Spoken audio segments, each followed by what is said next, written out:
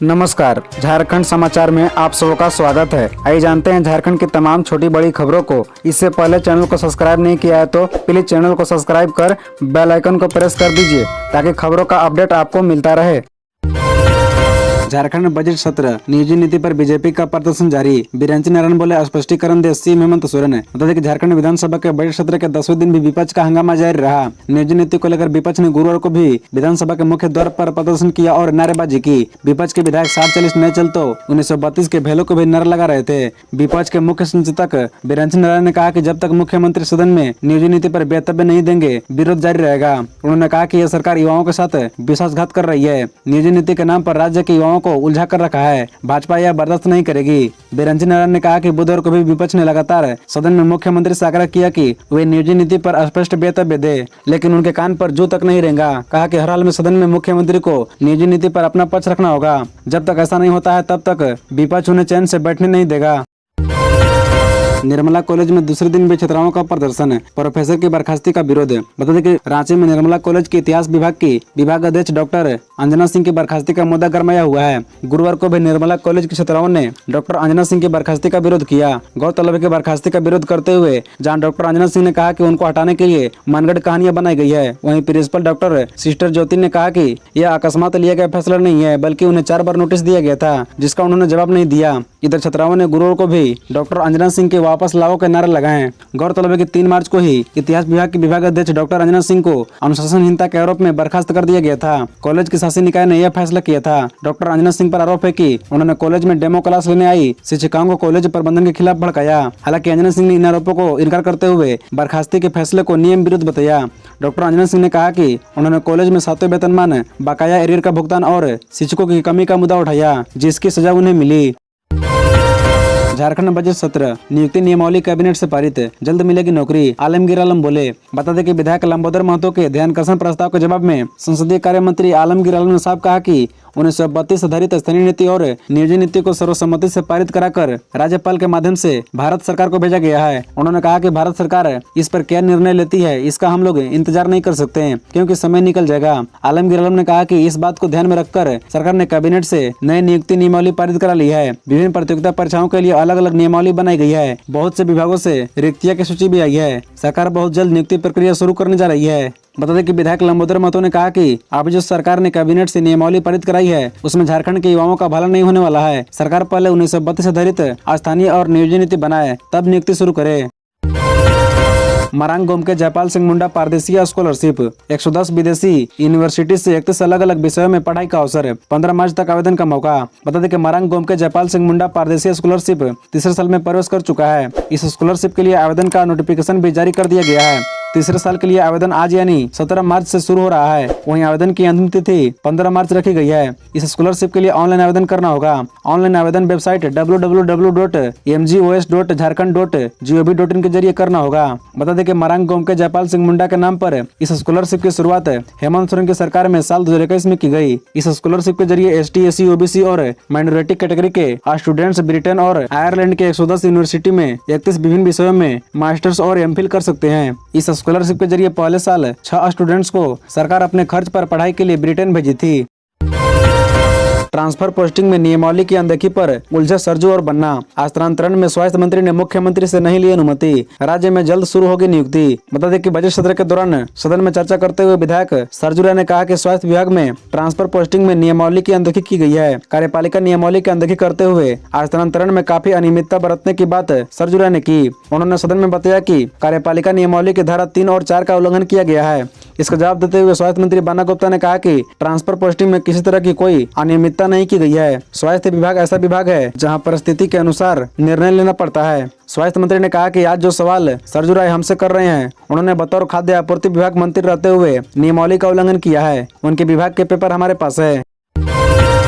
Jharkhand budget सत्र, BJP के हंगामे से खपा स्पीकर रविंद्रनाथ महतो, बोले नियम नहीं मानना तो क्यों मांग रहे हैं समय। बता दें कि गुरुवार को भी बीजेपी के विधायक स्लोगन युक्त वस्त्र पहनकर सदन में हंगामे करते रहे। विपक्ष के हंगामे के कारण प्रश्नकाल के दौरान सदन की कार्यवाही एक बार बीच में ही स्थगित करनी पड़ी। कल स्पीकर विपक्ष की तरफ शुरू से ही ध्यान नहीं दे रहे थे।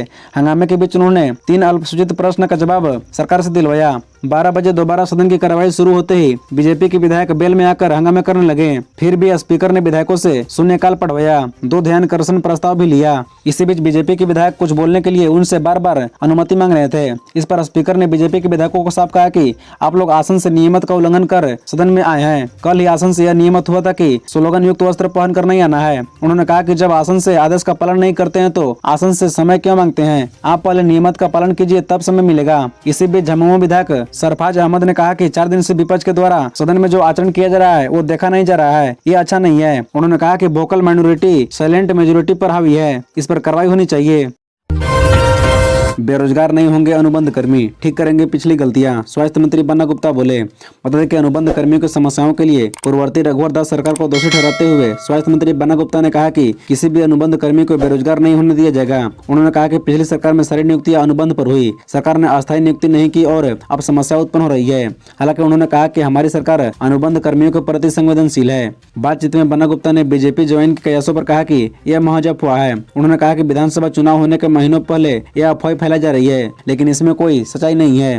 उन्होंने कहा कि वह भाजपा नहीं जा रहे हैं। बन्ना गुप्ता ने कहा कि स्वास्थ्य विभाग के काम का दायरा बहुत बड़ा है, रोज नई चुनौतियां आती है, लेकिन हम इसे निपटने में सक्षम हैं। कोरोना महामारी का जिक्र करते हुए स्वास्थ्य मंत्री बन्ना गुप्ता ने कहा कि उस समय भी हमारी पहली प्राथमिकता जान माल की सुरक्षा थी। उन्होंने कहा कि केंद्र से अपेक्षित मदद नहीं मिलने के बावजूद इसके हमने लोगों की सुरक्षा का हर संभव प्रयास किया। उन्होंने कहा कि शुरुआत में राज्य में RT-PCR की सुविधा नहीं थी, मरीजों का सैंपल भुवनेश्वर भेजा जा रहा था। हालांकि अब कोविड जैसी किसी भी महामारी से निपटने के लिए झारखंड के पास पर्याप्त संसाधन है।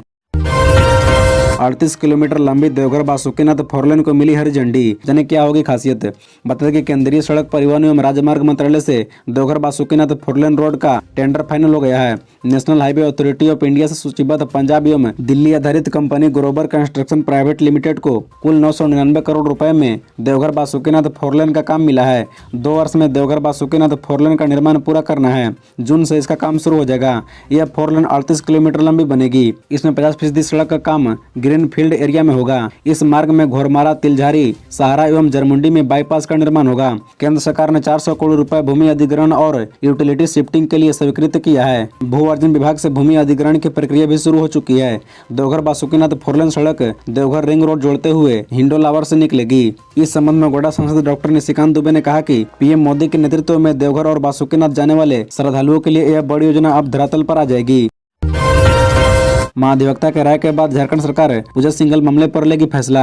ईडी कर चुकी है FIR दर्ज करने का आग्रह। बता दें कि सरकार ने प्रवर्तन निदेशालय की रिपोर्ट के आधार पर पूजा सिंघल के खिलाफ कार्रवाई करने के मामले में अब महाधिवक्ता से राय मांगी है। महाधिवक्ता की राय के बाद सरकार के स्तर पर अंतिम निर्णय किया जाएगा। इससे पहले विधि सचिव पूजा सिंघल के खिलाफ प्राथमिकी दर्ज करने पर अपनी सहमति दे चुके हैं। उल्लेखनीय है कि ईडी ने खूंटी मनरेगा घोटाले की जाँच के दौरान 6 मई को पूजा सिंघल व संबंधित लोगों के रांची, मुजफ्फरपुर, कोलकाता, चंडीगढ़, फरीदाबाद और गुड़गांव के कुल 24 ठिकानों पर छापा मारा था। पूछताछ के बाद 11 मई 2022 को पूजा सिंघल को गिरफ्तार किया। पहले चरण की जांच पूरी होने के बाद ईडी ने पूजा सिंघल सहित 7 लोगों के खिलाफ आरोप पत्र दायर किया। इसके बाद ईडी ने PMLA की धारा 66(2) के तहत जांच के लिए मिले तथ्यों को राज्य सरकार के साथ साझा किया। सूरज व चंदन के खिलाफ ईडी ने कोर्ट से मांगा गैर जमानती वारंट। पंकज मिश्रा को फोन उपलब्ध कराने का है आरोप। आपको बता दें कि ईडी ने सूरज और चंदन यादव के खिलाफ गैर जमानती वारंट जारी करने के लिए PMLA के विशेष न्यायाधीश की अदालत में आवेदन दायर किया है। इन दोनों पर न्यायिक हिरासत में रहने के दौरान पंकज मिश्रा को फोन की सुविधा उपलब्ध कराने और लोगों को मिलवाने में मदद करने का आरोप है। न्यायिक हिरासत में रहने के दौरान पंकज मिश्रा की गतिविधियों के सिलसिले में दोनों से पूछताछ करना जरूरी है। दोनों को ही 20 अक्टूबर 2022 को पंकज मिश्रा को फोन की सुविधा उपलब्ध कराने के आरोप में पकड़ा गया था।